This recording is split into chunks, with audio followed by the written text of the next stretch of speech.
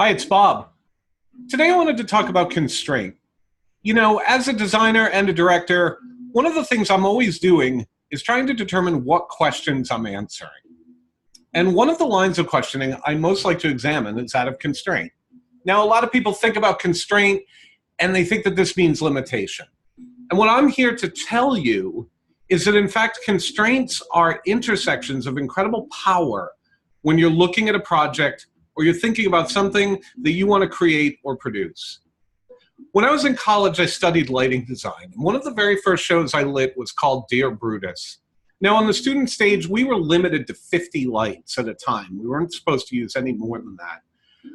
But Dear Brutus was a fairy tale. It had mystical creatures in it, and most of the show took place over the course of a night in a magical wood, and I just couldn't conceive that I could get it done with 50 lights, and I had the key to the closet where they kept the lights. So I hung 300 lights to do that show. I had all kinds of washes of color and amazing patterns of shadow that I created with all of these lights, and I really thought that I had done some genius work. Now, my instructor at the time was an incredibly generous and knowledgeable guy named Russell Monahan. And I was really looking forward to him seeing the show. And on opening night, I sat with him and I watched and I was expectant and I looked at him to see what he was thinking or how he was reacting. And at the end of the show, he turned to me and he was quiet. There was a little bit of tension. And he said to me, "Well, Bob, that was a lot. I think for your next show, you can use 20 lights and no color."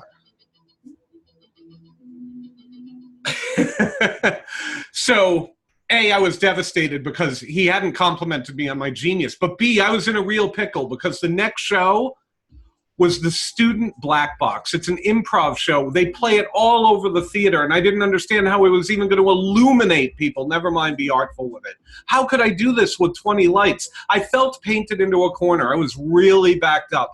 Didn't know how I was going to get it done. And then I had this epiphany. What if I created platforms for each of the 20 lights? And what if I put a human being on each of the 20 lights? And what if I made each of those lights a follow spot? And what if I put them in interesting places throughout the room to allow the show to happen anywhere? And after the show, people lauded me. They said, "You were amazing. That lighting design was incredible. It was so restrained and disciplined. And the way that you used no color made it all about the performers. And the performers were so good."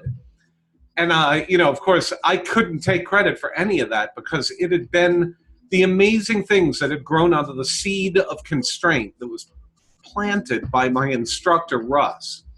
Some of the greatest directors and producers who make creative things out there not only adapt the constraints that face them that are outside them, they create constraints of their own in order to make something more elegant, make something more simple, make it more impactful, or maybe make it, in one of my favorite terms from design, seem a little bit more inevitable.